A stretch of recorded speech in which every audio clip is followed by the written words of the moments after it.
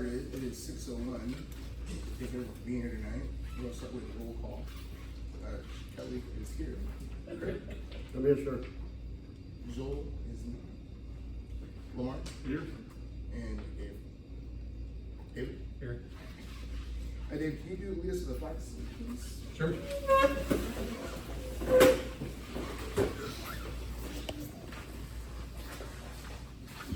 All right, let's begin. I pledge allegiance to the flag of the United States of America and to the republic for which it stands, one nation, under God, indivisible, with liberty and justice for all. Thank you, sir. We're going to start our meeting with the public comment period. This is for the members of the public to address the council on any matter within the council's jurisdiction, so anything here in Roseman. Speakers are limited to 3 minutes in accordance with the Brown Act. The council may not take actions on matters, but we can add it to the next agenda. So, does anyone like to make public comment? I'll go ahead and make a comment. Lester first. Oh, go ahead, you first. Mine's just the same as last month. Go ahead. What about the Hilton City Plaza, that you said? So,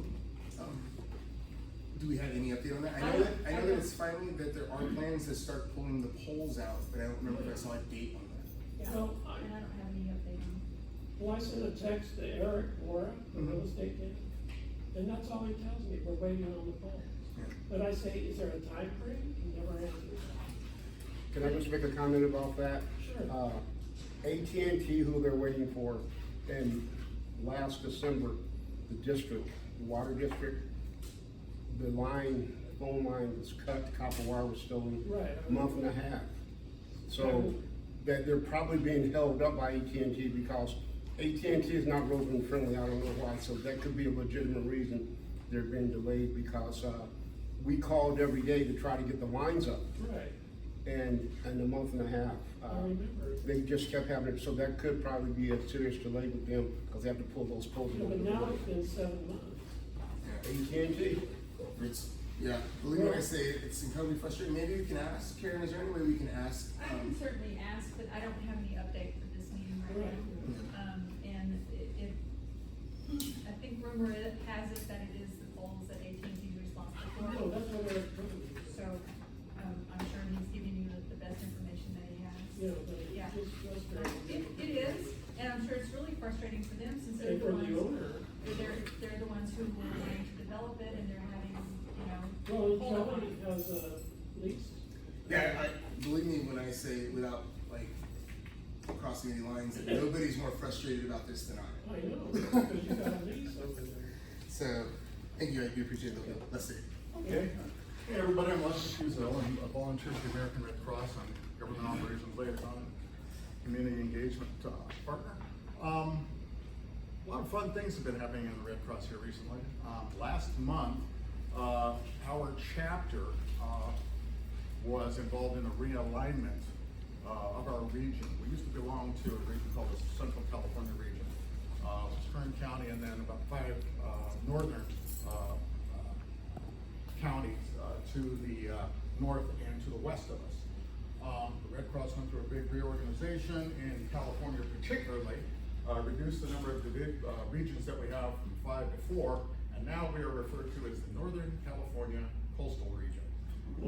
Coastal, I know. And the reason I say coastal is we are now tied with chapters going all the way up into San Francisco. So it's wonderful. But that being said, we are excited about it because capability is a big thing to the Red Cross. We are capable of doing what's requested of us. Our problem here in Kern County that I see is capacity. We don't have a lot of people here. We don't have a lot of volunteers. And with our community adaptation that the Northern California region is really robust about, they're looking at empowering individual communities to have the ability to be resilient, not only in disaster, but after disaster. And it's been something that I've been thinking about a long time. It's just a matter of having leadership, having, being able to provide the support so that we're able to bring that down here. So there'll probably be more in the future. I don't know particularly how it'll work, but my biggest concern has always been the fact that you know, our communities out here are islands. You know, we've got Ridgecrest, and then, you know, the central, the way out on the east side, and even down here. So, there needs to be the ability to be able, in a circumstance where the Red Cross can't deploy immediately because of some circumstance, and what could very well happen here would be an earthquake that damaged the freeway or the like, you know, very severe cases, or severe rains that prevent, passage through, the highways and the like. But that being said, it's gonna be a real good deal. We're really looking forward to it, and a lot of great things. I have some statistics. I've never done a year-end report for the most part, but, you know, people kind of ask what the Red Cross does and the like, and we set up shelters and we set up temporary evacuation points, but we do actually have a few statistics here. Here on this side of the county, we have our home fire campaign on-demand smoke detector program, and throughout East Kern, my team has visited 36 homes. We've installed 146 smoke alarms, and we have made people on East Kern, 122 people on East Kern a lot safer. And the significance of that, most people say, okay, smoke alarm hangs on my wall. I had a disaster action team response the other day in Inyo, and the fire was at 2 in the morning. And the resident we provided services to said it was the smoke alarm that woke him. Now, we did not install that smoke alarm, but the point is, smoke alarms save lives. If there wasn't a smoke alarm, that may very well have ended up a fatality. And so that's why I have this program, and that's why we try to get out and install as many as we can, and we continue to do that. As far as disaster action team responses that I've talked about throughout the east side here, we've had 19, and that was actually one down from last year, which was good. And as far as our mass care and gray skies activity, we did have the brush fire out here. We set up a temporary evacuation point here. Randsburg had the flood, and we were able to provide services to them, and the Borel fire in Ridgecrest. So for the most part, it's been a pretty good season. There's been a strong emphasis on connection and presence, as well community engagement. I think that's been real important. Again, we have a few Red Crossers out here, but our presence is important, and it's important so that people understand that, you know, whether we're here talking about disaster preparedness, make a kit, have a plan, stay informed, or being there when there is a disaster emergency, we want folks to know that the American Red Cross is there at the time when it's needed. So, all right, so that's pretty much all I've got. Lester, Yes. if somebody wanted to volunteer, Redcross.org. They can go online to redcross.org, and they can volunteer, go online and volunteer there. And because we have shifted to a new region, we're kind of working on the kinks in terms of the digital aspect of it, making sure that the correct people get the information so that they're registered properly. Because we asked that question the other day. We had a big meeting Monday and Wednesday where we spoke with regional leadership, came down from San Francisco, met us down in Bakersfield. It was a wonderful time, and got to meet them and, you know, hear what their vision is. As well, they got to see Kern County, and again, here in San Francisco. A couple people knew what it was like down here, but again, a big culture shock. So I think that's important for them to be able to understand what we have here so that they can assist us and help serve us better. So thank you, sir. All right. Appreciate it. Thank you. Thank you. Anyone else? Ma'am, do you have something? I do, yeah. Or anywhere you like, wherever. I've never done one of these before, so I wrote it down, if that's okay to just read what I wrote here. Good evening, my name is Rachel. I've lived here in Roseman for just over 10 years. I'm here tonight because I'd like to ask the council to formally recommend removal of the 2 flock cameras here in our community, and to oppose any future additional automated license plate readers in our town. I understand why law enforcement would find this technology useful, but usefulness alone does not justify collecting information on everyone just in case it becomes useful later. These cameras do not begin with suspicion of a crime. They photograph and catalog the vehicles of ordinary residents simply because we drive on public roads. That reverses the relationship that people should have with their government, where people are watched first and the justification comes later. Privacy is not about having something to hide. It's about being able to move through your own community without your movements becoming part of a searchable database operated through a private company. Restrictions might limit how the data is used, but that would not change how it is collected, indiscriminately and before suspicion exists. Once surveillance infrastructure is installed, it rarely becomes less powerful or less widespread. 2 cameras can easily become 20. Please act now while this is still a choice. Recommend that the county remove these cameras and keep Rosamond free from mass surveillance. Thank you. Can I ask where they are, you know?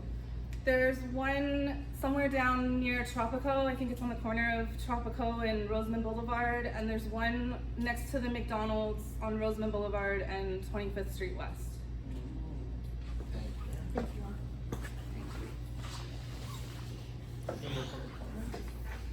We're going to our community reports. Let's start with Ms. Gaines of the schools. Well, first, everyone, thank you. We're not going to sheriff. Oh, we'll go from the top. CSP.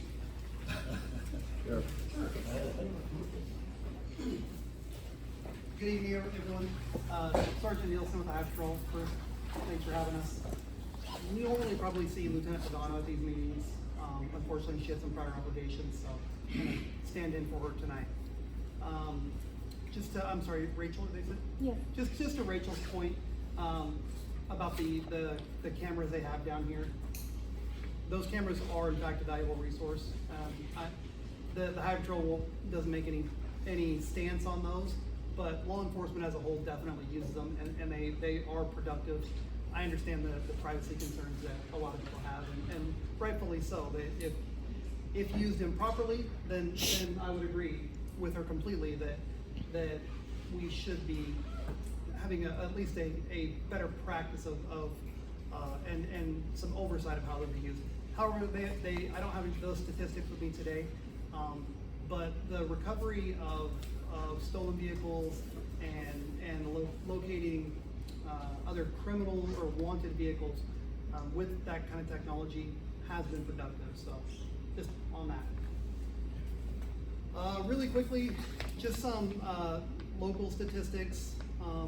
Well, first I'll say, some of you may or may not have noticed new uniform. These are an optional uniform item that our department is allowing our officers or employees to have now. They can purchase it if they choose to, so you may see some officers out there wearing these. Others will be wearing just the traditional, safety uniform that you're accustomed to.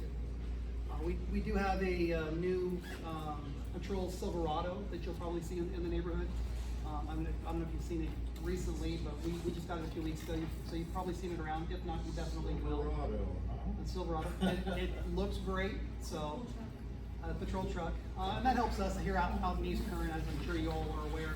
We have a lot of desert to cover and off-highway stuff. We had a lot of off-highway crashes that we need to respond to. So that'll help us be a little more efficient when we're responding to those incidents. So we're pretty excited about that. Just some quick statistics though. Let's see here. So year to date, we've had over 16,000 enforcement contacts. So that's a pretty high number. I mean, if you're doing the math right. That has resulted in almost 11,000 citations, just under 8,000 which have been for speeding. So we all know, and if you drive on the freeways out here, or even a lot of times the city streets or county roads, you see the problem that we have with speeders out here. So we're out there. We get a lot of people calling in to report, speeders or reckless drivers, which we appreciate. But just know that we're out there, we're trying. So we're doing the best we can. Year to date, we've had 551 arrests just out of the Mojave office alone. So that just so you know, that's East Current. So essentially, everything from Hart Flat east to the county line, right? So just the East Current area, we've had 551 arrests. That number has increased from 397 last year, so it's a 39% increase. So there's no shortage of criminal activity here in East Current. So Could that be due to having more officers this year than last? it certainly is helpful to have additional staffing, and we do have some additional staffing. We have a couple of officers that are transferring out, so that number, as always, it fluctuates. It goes up and down, right? As people. Do you know what that causes and that difference between last year and this year? We're going to be seeing more arrests then. The cause in the staffing or the Of arrests? the arrests.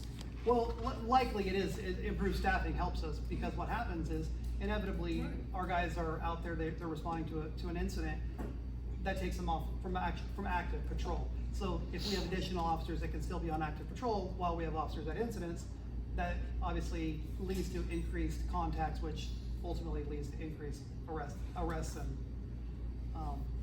and citations.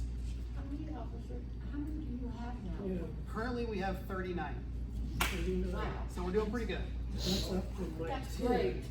Yeah. Yeah, we're pretty happy with our staffing right now. We're pretty lucky, not everyone has the staffing that we have, so we're excited about that.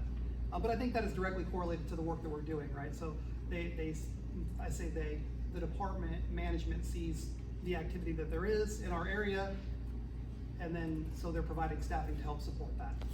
I've been here for 2 years, but I used to come here, it's quite a big percentage, but are you still covering all the way, are you talking about Rosemont? No, So. Covering to Indian Kern, covering to Bakersfield? So we don't cover down to Bakersfield.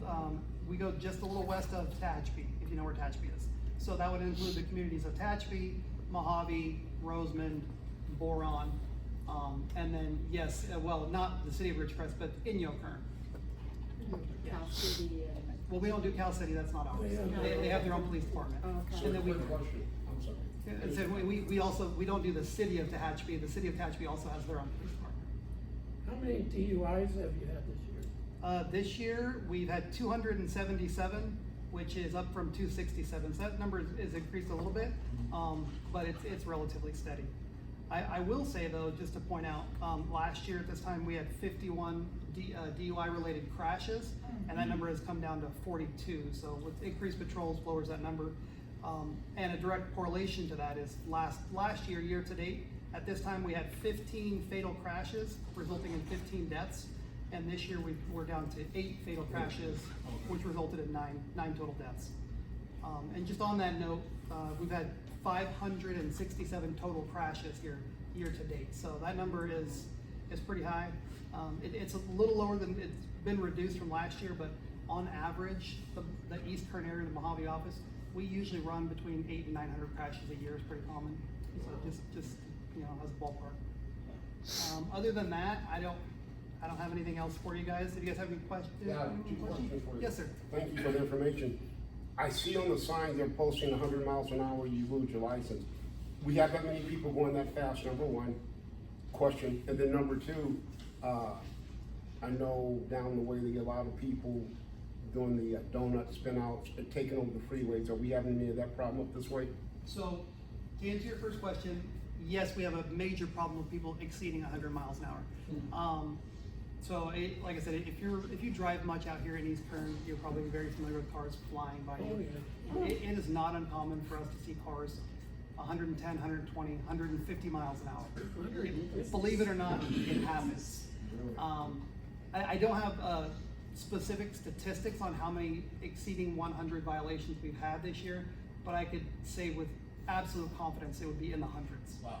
Wow. Is that something you could get a number for, maybe next time? Yeah, I think we could probably pull those numbers. And then the second part of your question for the street racing or street takeovers, that happens a lot in the city. We don't have a major problem with that. We do have a couple of problem locations, and those are particularly here in Rosemond. So if you're Rosemond residents, you may have seen this issue. The two major problems that we have are out in 170th Street West, north of Rosemond. We would get a lot of drag racing out there. There's a couple of local residents out there. They're really good about letting us know when that happens so we can respond and address that. And then on Bacchus Road, west of Tehachapi Willow Springs, there's that, I don't know if you're familiar with the area, but there's a very large cul-de-sac out there. And so we occasionally we'll get some people out there, I say street racing, but stunting or doing donuts commonly, right? Hasn't been a major problem recently, but it does occur. When that happens, we combat that pretty hard, and I think that because of our area and the geography we have, we're able to confront it quickly, and I think that really puts those people off from coming back. So we do a pretty good job of making it known that if they come back, they're going to have problems. Please. And Hook. And Hook. Oh, yeah, Hook. I think Hook is a little less, I'm sorry, your name, sir? Rick Webb. Mr. Webb. To Mr. Webb's point, when we say street racing, I mean, we're talking about active racing. And I think on Hook, more often than not, what we have is somebody out there just sort of exhibition of speed, and they're spinning their tires and doing donuts. And not that we don't take that seriously, but to Mr. Webb's question, active street racing, we address that a little bit differently. But we are aware of the problem. Yeah, I've seen donuts on the cement. Yeah. We're trying. Okay. Yes, ma'am. I was gonna say that, we recently, we just finished, building 5 new buildings at West Park Elementary School, and we had someone, we believe, doing a donut there, destroy a fence, part of our brand new fence over there. I was late, pardon? On property? On 40th and Holiday. Yeah. We've identified that suspect, he's been arrested. Yay! Oh. I was informed that somebody was arrested. I have no idea who, don't need to know who, Right, but but they- as long as that person was arrested. Good. Cause there was, we're guesstimating $5,000-6,000 worth of damage on that fence. It was addressed, I assure you. Yeah. You have a question, then? Terrible. Oh, yeah, I just wanted to ask about, I live by the racetrack. Been there for a lot of years. They used to have a program there where the guys would ticket and the sheriff and stuff and then get them on the track. Where they would take them out to the track and let them drive? Let them drive and learn the difference between, letting the car go, understanding why race stays on the track, driving stays on the street. You mean the racetrack used to have that program? Yeah, or- Oil Springs. Oh, okay. They have Yeah, new owners. my husband They used have to new run owners it. out there, They have yeah, new new owners. ownership.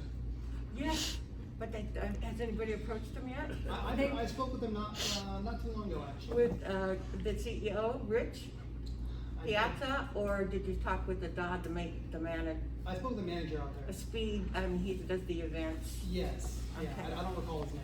Okay. Yeah, but they have big plans for that place, which I'm sure you guys are probably aware of. They were actually here last month giving a presentation on the racetrack. Yeah, so, They were here. Thank you. thank you, sir. Thank you, sir. Thank you. Let's go Roseman Chamber of Commerce. Not a whole lot of updates. We've been having planning meetings for the Armed Forces Day Parade. We do have a full board and construction has started on the building itself. So hopefully that should be done within the next couple of months. Thank you. What day is the first parade? September 19th. And the emails for that went out months ago. So if you haven't had one, let me know and we can resend them out.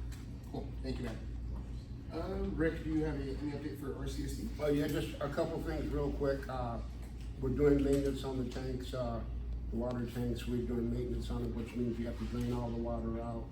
With water in there, so send a scuba diver in there and they check the leaks and all that, and we have to repaint them.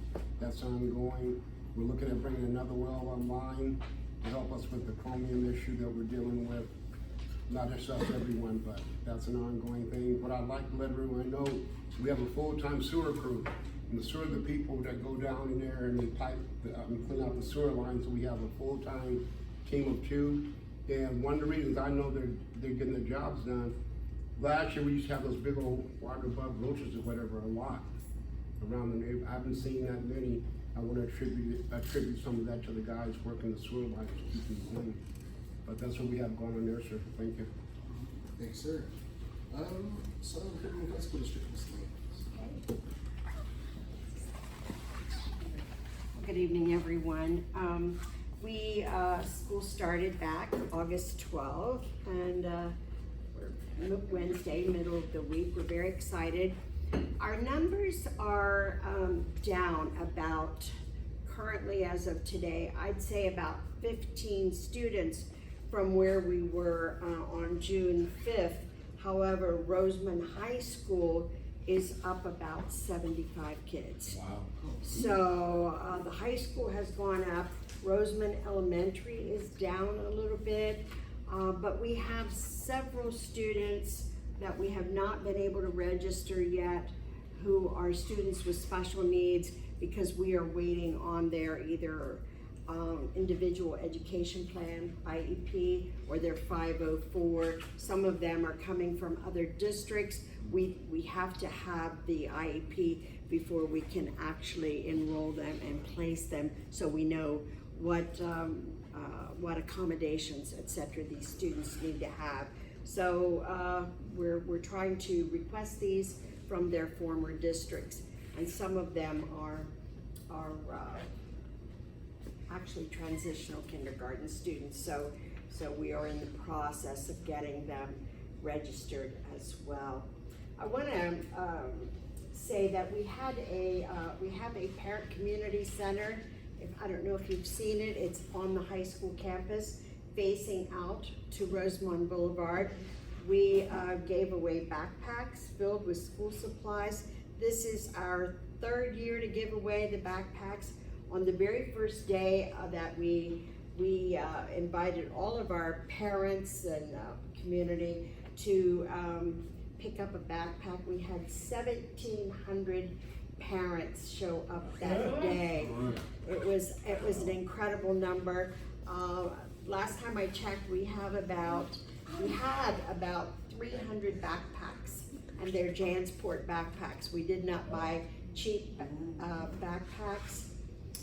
We're able to buy really nice things for the Parent Community Center because we wrote a grant a few years ago, and didn't think we'd have a chance of getting the grant because we wrote it really quick, 4 days, and it was done. And we ended up receiving $7.2 million for the Parent Community Center. Yeah, so we bought them. Spend a week. We buy Jansport backpacks for our students, and we also opened up a pantry. Now, one of the things that's very interesting, this grant, we can buy all the shelves in the pantry in the Parent Community Center to hold food and supplies, but we can't buy any food. So it's the weirdest thing. It's the weirdest thing. The grant just will not allow you to buy food. But I was not here last month, but the new gentleman in charge of the racetrack, he started the pantry out by making a donation to the school district of $2,500, which we put in the pantry. We have now opened this up for our parents, not necessarily the community, but our family, our parents of our students, 3,600 students, to be able to go in there. Should they need something, they can go in and get what they need and then leave. I also wanted to talk a little bit real quick. We have a community garden that we started. We received some donations from Carl's Hardware, and we also put in water system. We put in, if you're interested in doing some gardening, we have the, I'm not a gardener, so what do we call those things? The beds, thank you. I actually did grow some. I'm growing cilantro and a few things as we speak, but I'm not, somebody else is watering it and keeping tabs on it for me. But we have plenty of beds. We have, you can go in there and garden with your kids, and it's something that we wanted to be a part of our Parent Community Center. So if you're interested, please go to the center and they'll unlock the gates and you can go in there. Our students in our construction trades class built a beautiful shed, which they donated to the garden, and inside the shed we have all the tools. You don't even need to bring tools. The tools are in there, thanks to Carl's Hardware, for you to garden with. One other thing that I wanted to just talk about, November 3 is election, and we have, for the first time in the history of Southern Kern Unified School District, the board members, currently we have 5 board members in Southern Kern, they were forced to go into districts. And if they didn't go into districts, they were going to be sued and have to pay some substantial amount of money.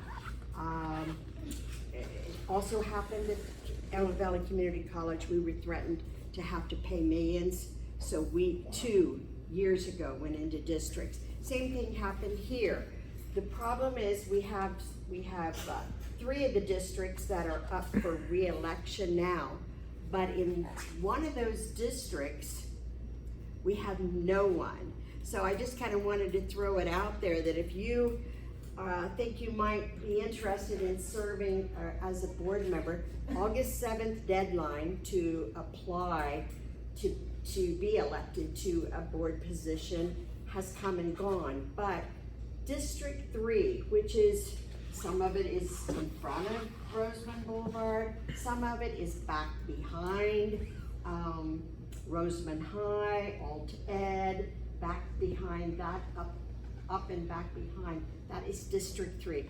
No one applied to serve in that area. So I think what's going to happen eventually is that the board, whoever is elected to the board November 3rd, they will then have to reach out and appeal perhaps to some community members who live up there. They only need 1 from that district, but to encourage them to consider serving on the Southern Kern Unified School District Board of Trustees. And so if you hear of something like that, there is a District 3, no one applied for. So I just wanted to share that. We're just moving along, doing a lot in construction. West Park is finished, thank goodness. Beautiful. If you have a chance to drive by West Park Elementary, we painted everything. We have 5 new buildings. Each one of those classrooms is 1,300 square feet. That's with bathrooms for the kids. They're beautiful classrooms. So West Park is our California Distinguished School. So if you get a chance to drive by and see that, please do. We're in the process now of working on new boys and girls locker room at the high school. We're also in Department of State Architect for a new weight room dance studio at the high school campus and a $30 million CTE building that's in Department of State Architect as well on the high school campus. So I mean, so much going on. Any questions for me? I have one about West Park. I just went a couple of weeks ago to see the pool. I've been injured and I haven't been able to go out swimming, and it was amazing. How was this? The pool that's over off of 40th in West Park, isn't that considered West Park? The swimming pool? The swimming pool? That's that doesn't belong to the school district, that's counties, I believe, right? Cities? Okay. Yes. Well, it's great upgrades that you're doing over there. So I did have a chance to go by the school. Doing a great job. Thank you. We vote for her tonight? We modernized Roseman Elementary. We modernized with 28 new classrooms and 7 new buildings. Tropico Middle School, it's gorgeous. We modernized West Park, and now we're working on Roseman High. Wow. Thank you, ma'am. Thank you. Appreciate you. All right. Antelope Valley citizens for responsible use of water. Hi there, I'm Randy Scott, I'm a private citizen. As far as water supply in the state, it's just slightly below average as far as the rainfall that we've had so far this year, just a couple inches lower. In our local Antelope Fremont Valley area that is also tracked by the state, our water is about 2.5 inches more, rainfall this year, so it's about 13% higher than historical average. And oh, by the way, they also track temperatures. We're actually a couple of degrees higher than the historical average, but not really that bad. As far as snow goes, snowpack, I've mentioned that before because of all the heat that we had and the low snowfall to start with, it's negligible as far as any snowpack out there. So from, it's usually looked upon as kind of a reservoir, if you will, of water, but there's really nothing out there.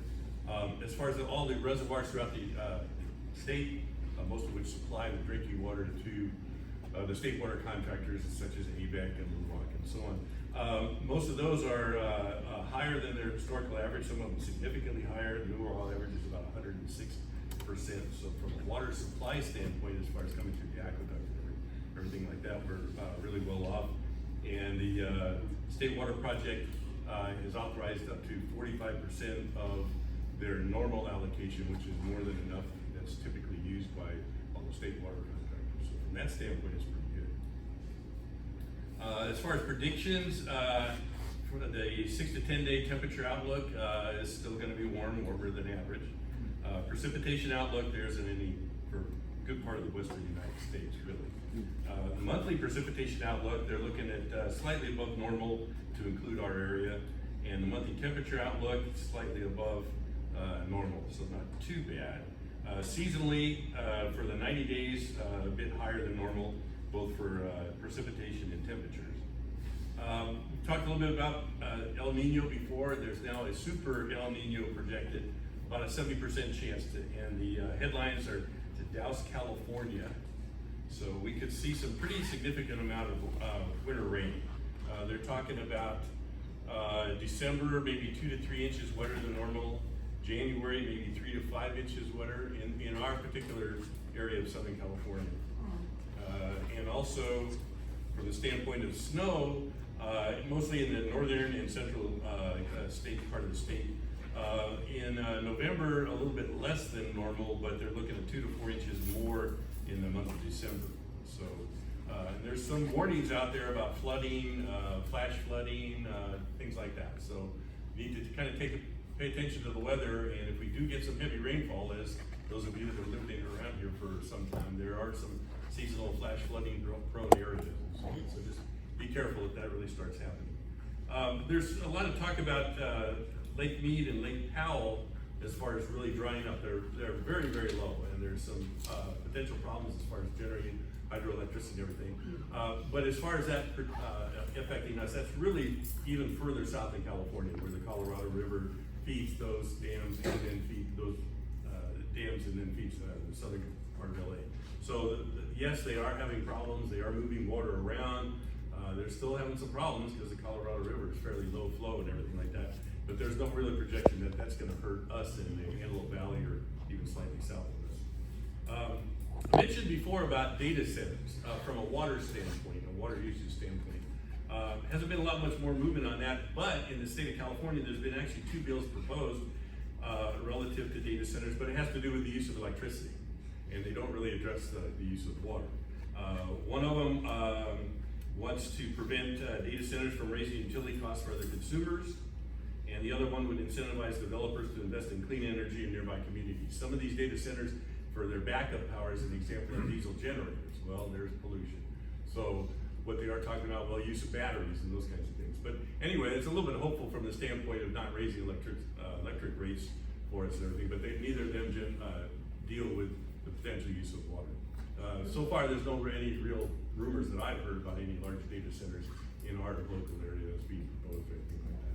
But again, as I mentioned before, we just need to be careful about that. They're not necessarily bad, and they are needed, but they need to go through the proper processes of permitting, and also we need to look at the environmental impacts, especially water and electricity usage.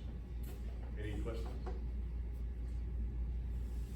I have 2, because last year it was very strange. It seemed like it was summer during the winter, in January. I mean, we had some really high temperatures. Excuse me? Yeah, warm days.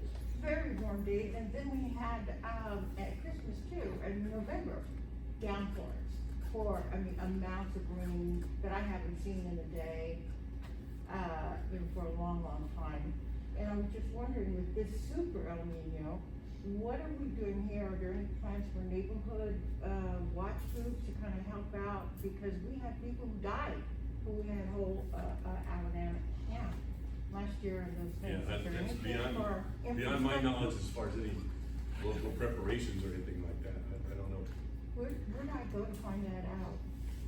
Who's our local supervisor? I guess the county would be I would be asking questions of the county if there's that kind of thing. It's the county, okay. I would think so. Well, Rosamond people kind of do for themselves a lot, so does anybody have volunteers? Do we guys ever talk about that? No. Do we have a working cert? The Cadet Corps is certified, right? It's a community emergency response team. There used to be one, I don't know if there's one active. Repeat your question. Is the cadet corps, is that the only CERT team in Roseland? I believe it is, yes. It is. Yeah, I'll write a letter next month and we'll see if we can get some help on that, or some guidance. Thank you. I live over on that west end there, right on 75th Street, and, it gets really dangerous out there. As a matter of fact, they did they're doing, digging, AT&T, and they took out the ditches. They filled them back up again, and it was a pool. Like I say, there's about a 70% chance estimated right now, so there's also people saying, well, the impact's gonna be greater or lesser, and with that kind of a 70% chance, I don't know how many hard planes there's gonna be, but, you know, we'll see as time goes on, as far as. Thank you, sir. Thank you. Congressman Vince Vaughn.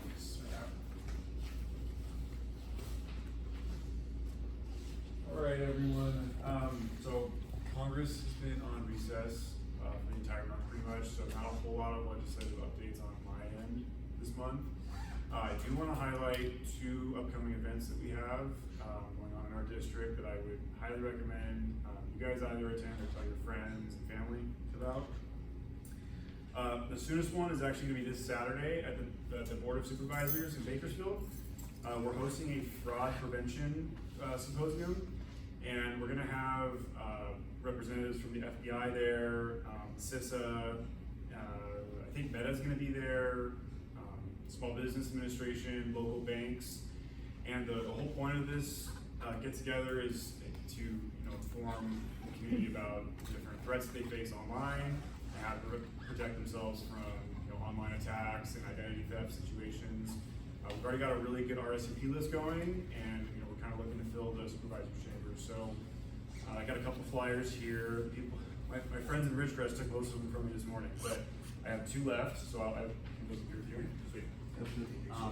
So that's this this Saturday from 9 to 12. And then every year, part of every member of Congress's responsibilities is nominating high school seniors to go to service academies, and we are hosting an informational session on September 8th. I think it's actually at the same place, the Board of Supervisors, so don't quote me on that. There's an RSVP link here for that, so if any high school seniors want to attend, please feel free to sign up. As always, we got representatives from each of the service academies that are there to kind of talk about what to expect as a student, and there's also a lot of resources for parents too, because oftentimes parents have more questions than students. So it's always been great. So feel free to RSVP. Thanks. And you're still ongoing office hours Thursday here, the hour before? Yes, yeah, 5 to 6. And that's a huge thing that most places don't have. Congressional reps showing up in their town every month, so take advantage of that. Now, the one we've been waiting for. Miss Karen. I'm Karen Sanders, I'm the East Kern representative for the Kern County Board of Supervisors, District 2, Supervisor Chris Parlier. That's a mouthful, but I need to say all of that. I'm not the elected, I'm the paid representative for East Kern. So I cover Tehachapi, Rosemont, Boron, California City, Mojave, so forth. I've got lots of things to tell you, lots and lots of things to tell you. Okay, I'm just gonna start at the bottom of my page and work my way up. Regarding storm preparations, sand is available in some parts of the county. Those parts of the county which typically see flooding, I don't know what the plans are for the upcoming rainy season, but it is always top of mind with the Board of Supervisors to make sure that that sand is available. They do not provide sandbags. You have to go pack it yourself. So you do have to get sandbags, but you can get those at the hardware store or at Home Depot or Lowe's or wherever. So they are available on the retail level. I do know that the 2026, and I have to read this because it's a mouthful, the Kern Multi-Jurisdictional Hazard Mitigation Plan, Kern Multi-Jurisdictional Hazard Mitigation Plan, it's a county-wide strategy meeting, is coming up Thursday, September the 24th at the OES Center in Bakersfield. Those are certain agencies within the county who get together to determine what sort of plan can be made for, say, natural disasters, for flooding, for fires, or that sort of thing. So there are plans being made, they're not being made locally because Rosemont is a, unincorporated city, unincorporated area. It's governed by the county, so that multi-jurisdictional hazard mitigation plan would cover Rosemont and the outlying areas. So that's one piece of good news. Let's see, I did want to, bring you folks up to date on a couple of things as far as what Public Works is doing in this. Actually, there's the Rosemont Boulevard Road Rehabilitation, $2.1 million. It's, the construction on it is supposed to begin in the spring. Avenue A from 40th Street West to Sierra Highway is $3.4 million. And it is also supposed to begin construction in the fall of 2027. And, let's see here, had some other pieces of good news for you as well. Terry, they just repaved Avenue A from Sierra Highway. To 60. Well, actually, pardon me, from the freeway to 60. To 60. Yeah. So this is from 40th Street West to Sierra Highway. So I think that's a different section. Oh, okay. Yeah, it's a different section, and, yeah. Okay. Yeah, and I got news that Avenue A was paved to Yeah, 60th they Street. did a good job. That's good, I've heard that everybody's really happy with it, yes, sir. What part of Rosemont Boulevard is $2.1 million? Rosemont Boulevard from State Route 14 to the Union Pacific Railroad. So it's going east. Yes, sir. On the east side. On the east side. So they did the west side 2 years ago. And they'll do the east side coming up, in the spring of 2027. And it's making its way, authorization to proceed has been approved, yes. I have a question on that portion from Highway 14 to the tracks. Yep. Is that going to include, I know there was some discussion in years past about there being a raised median put in? I don't know, because I don't know what the design is, but that is a fair question, and that's something that I could probably find out and come back to you. Wonderful. Yeah. Let me jot that down, raise median. Great idea. I'll find out. Thank you. You're welcome, I'm happy to help. I apologize for not having my ducks completely in a row here, but there was something else on the report that I wanted to bring to your attention. So many things happening.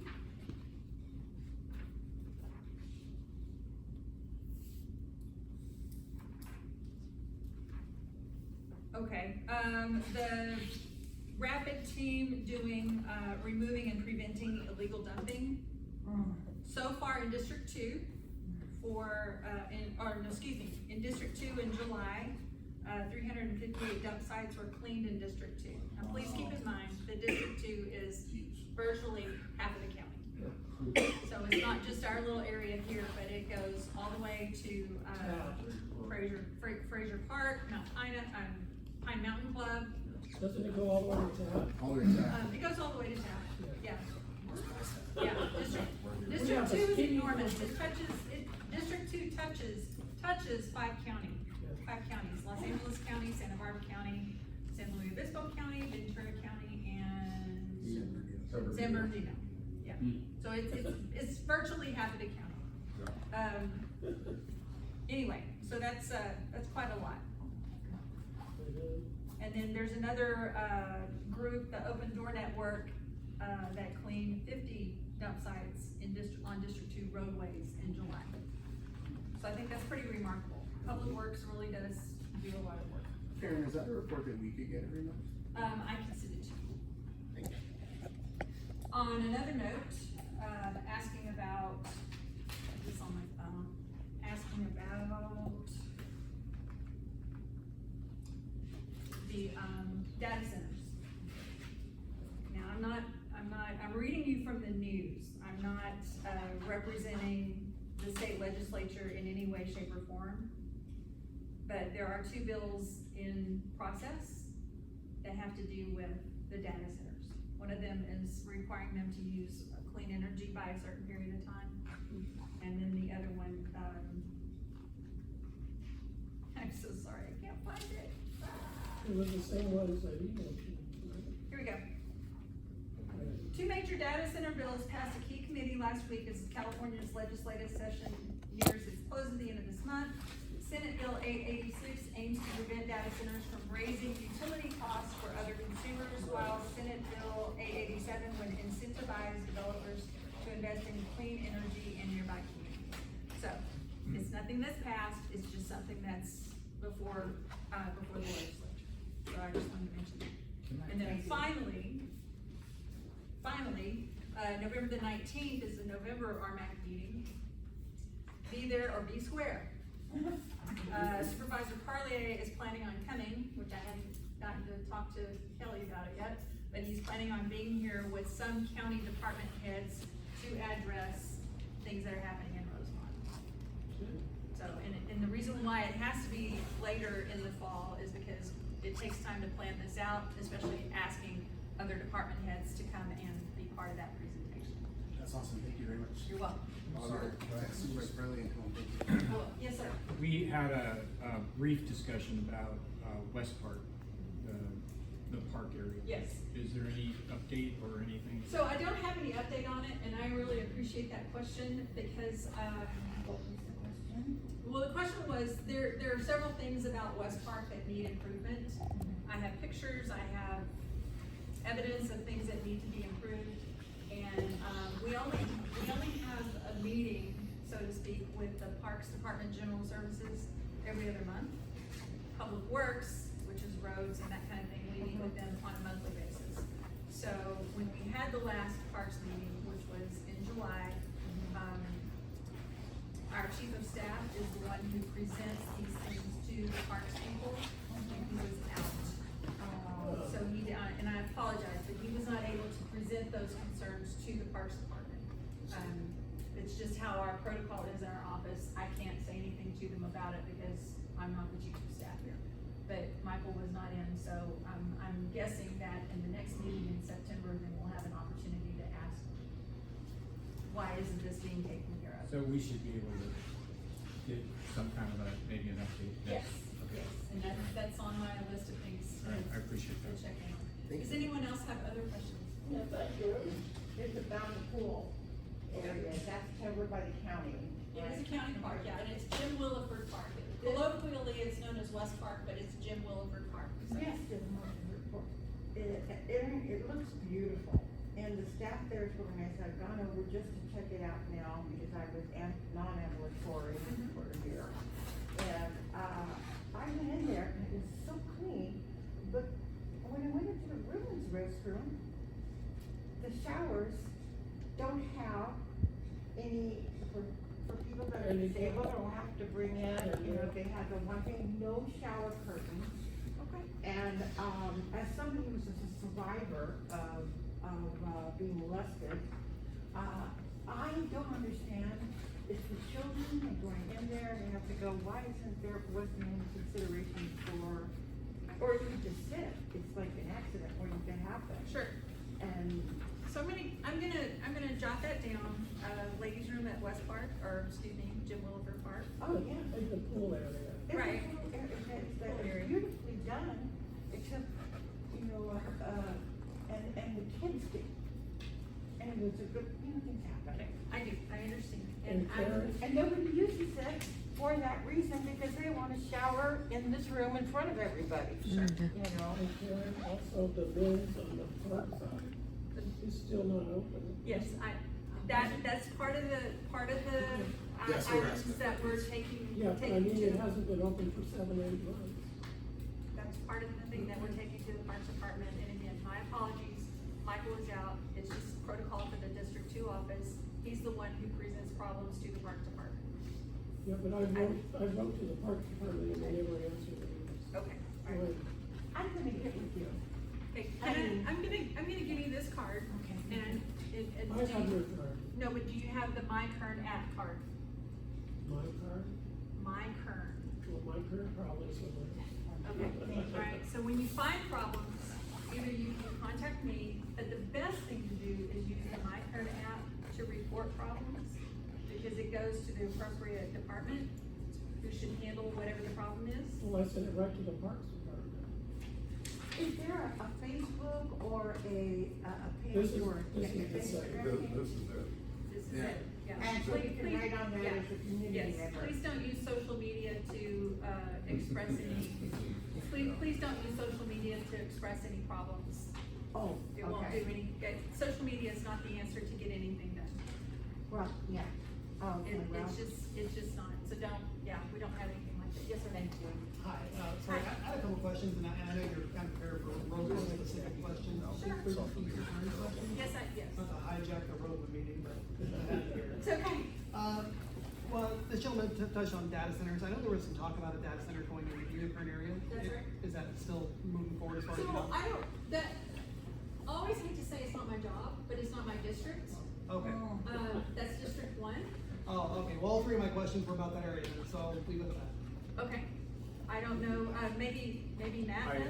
So to answer your question, it is under review by the CEC right now for a small power plant exemption, so it's kind of a holding pattern. Okay. So, but assuming it gets approved or denied, will kind of dictate whether it goes or not. Yeah. All right, thank you guys. Thanks, Karen. Hey, Kelly, can I address two things real quick? Yes. Sure. Folks, we wrote a big letter that Karen gave to the supervisor about Wilford's Park, so it's slow process because, but there were a lot of details. The grounds were walked and things were looked at, so all these concerns you have, I don't know if the pool was in there, but the overall wellness of the park was addressed. That's number one. Number two, these data centers, which, and I asked the general manager at the district about a month ago, about the thing you have to remember about data centers, they need water. They aren't gonna bring their water, I'm not gonna make a guarantee, but I can really assure you, they won't be putting one in our community no time soon because they're a large water user. This is our water. We went out, you guys paid to buy water, the water's for the community. Now, they can go buy water other places, we use the word in the industry called wheeling the water. That means they bring the water in. But if you were to go build a home development, you'd have to guarantee a 100-year supply. I don't know if a data center can do that, but I can almost, assure the folks of this community here, we would be voting on that. And I would not do that to us as a community, to go over here and burden us for them to take that there. So, like I said, there's a lot of dynamics, and we hear the word data center and get, oh my goodness, there are a lot of moving parts, so just be mindful of that, number one. And number two, as far as Karen, they have a letter that we asked them to look at all these different things, and they're working on it for us. So a lot of the concerns you folks have, they already have to start looking at it for you. Thank you. You have to go to every meeting like this, all the way down District 2, down to Chapton and Pine Mountain. So there are two other people who work as field representatives like I do. So the other two folks are part-time. One gentleman covers Bakersfield and Taft, and then we have a part-time guy in Fraser Park and Pine Mountain Club. But I cover Tehachapi, Rosemont, Mojave, Boron, California City, Ariel Acres, all the little places that are out, North Edwards, yeah, Edwards Air Force Base. So do you go to all their camps every week? Do I go what? Do you go there every month also? Yeah. Yeah. You have a Lester full-time- and I see each other everywhere, all over the You have a- part of the you have a county. full- She was the one that dragged me up the Boron. I thought they can do everything here. You thought I only keep that? That's why Guys, you we're send gonna- me we're emails. gonna- No, I got way more fish to fry than just you. Yeah, don't ask me questions and then shake your head, cause I mean, I can't make everything natural. Can't, I try. They just sprinkle dust on you. Can't do it. Thanks, Karen. Does anyone else want my business card? I'll take another one. We'll take another one, okay. And I'm starting to look at some of the things that you were going to go to, but it was meant to be for you to answer these questions for us. Thank you. No problem. Thank you, ma'am. So we do have some new business. I have the June meeting minutes, but we aren't actually able to vote on that because Rick and I are the only ones who are allowed to vote. So we'll do that next month. And I unfortunately forgot the July minutes. So so next month we'll be busy for that, I apologize. We do have 2 letters that were prepared by Joel this time around. He had 2 things, if I don't know if everyone's had a chance to look at them. First thing we'd like to do is he'd like to discuss and consider authorizing the RMAC chair to send correspondence to Supervisor Parlier requesting that he ask the California Department of Corrections and Rehabilitation and the California Department of State Hospitals to review and reconsider the use of Liberty Healthcare Corporation as their private contractor of supervision. And he has a letter, so if you guys would like to take a moment to look at that, and then I'd like to entertain motions for that if you're interested. I'd make that a motion.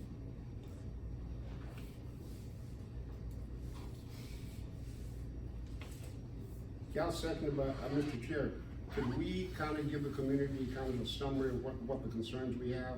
Because they just shared a letter too, but could you give them a summary of the concerns that we have from, because it affects their well-being? Absolutely. So the reason this came up is because currently LA County and Kern County are both dealing with the release of violent sexual predators. So what happens is before they get released to the public, they get sent to a hospital, and that's when they finish out their parole term. So when they're released, technically they're free, but they're released under conditions. They're put to community homes. There was one in Harts Flat that there was just a big meeting for, and I don't know, was that? I don't know the outcome of that, but I do know that there was a hearing for it, but I have not heard what the outcome is. And then the other one, there's another gentleman who's gonna be released on, I use the term loosely, on 200th Street East, right off of the Edwards Air Force Base South Gate. They're supervised by a contractor, not by active police of any kind. I'm sure they have some type of training, but in 2000, when Tom Lackey first got in office in 2012 or 15 maybe, 15 because it's 12-year terms, he tried to put a close to this to make sure they were put into cities as opposed to rural communities, and it didn't make it out of committee. With that said, you know, it's a problem. You know, part of what he got pushback is at that point there were no reoffenders. There were like 32 released at the time, but not a single reoffending.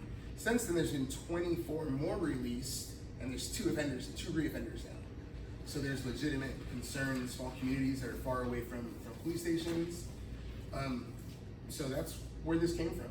You know, Joel's just concerned that, you know, there's no one watching them, and if they are, or even if they have, you know, bracelets on their legs, you know, cops are going to be minimum of 25, 30 minutes away. You know, and really there needs to be a better system for that. And I will say that I'm actually working on potential legislation to send to Tom Lackey's office to maybe help close that. But I do think this kind of letter would be important. Liberty Healthcare either needs to do a better job of providing supervision, or the state, I think, needs to look at a different way of supervising them. So you know there are websites to where you can locate where sexual predators or people that are registered sex offenders are located in your area. And if you run a business or a public area, it's important for you to know who they are, especially if you have children in that area. I pastor the church on the hill, and I have to, you know, my people frequently check that website to make sure that, you know, they can appear anywhere. Yeah. And we don't tell them that they can't come to church, but we have a supervision, you know, there's a protocol in place for when that, you know, when that does happen, is that it just heightens our awareness to make sure that, you know, these kids are safe. So you can also access that as well.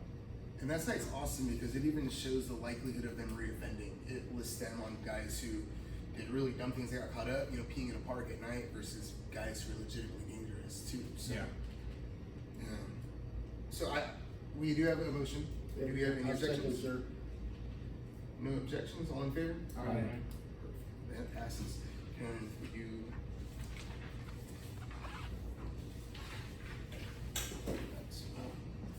Thank you, ma'am. The other one we have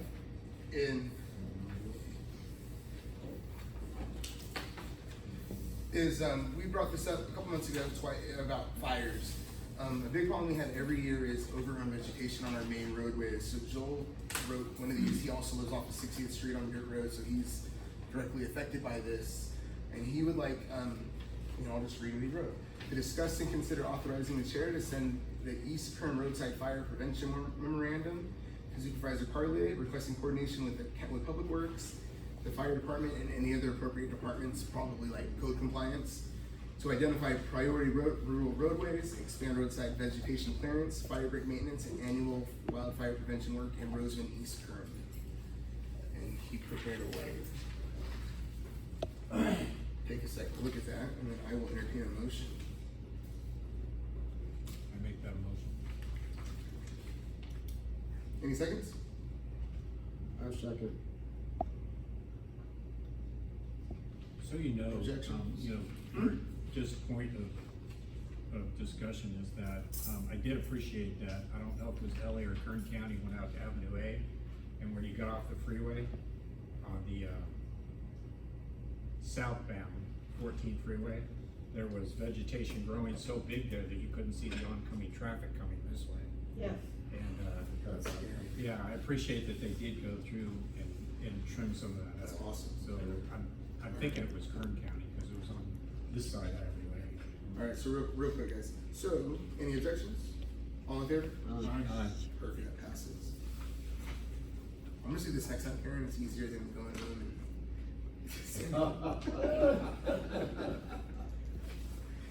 You know, I'm taking 12 credits this semester with 4 kids, 2 guinea pigs, 2 dogs, and 24 hens in my backyard.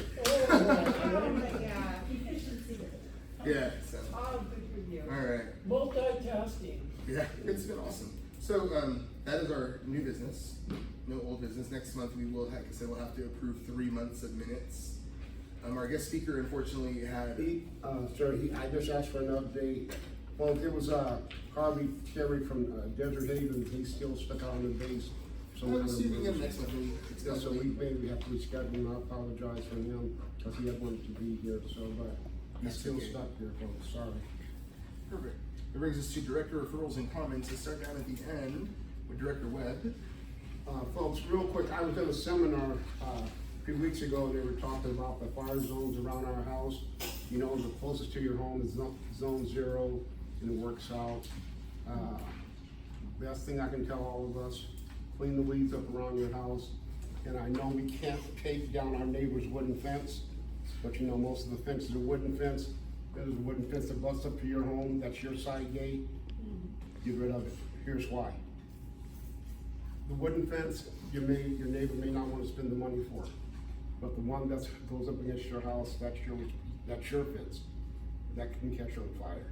But if you have all that cleared out, gives you a better fighting chance.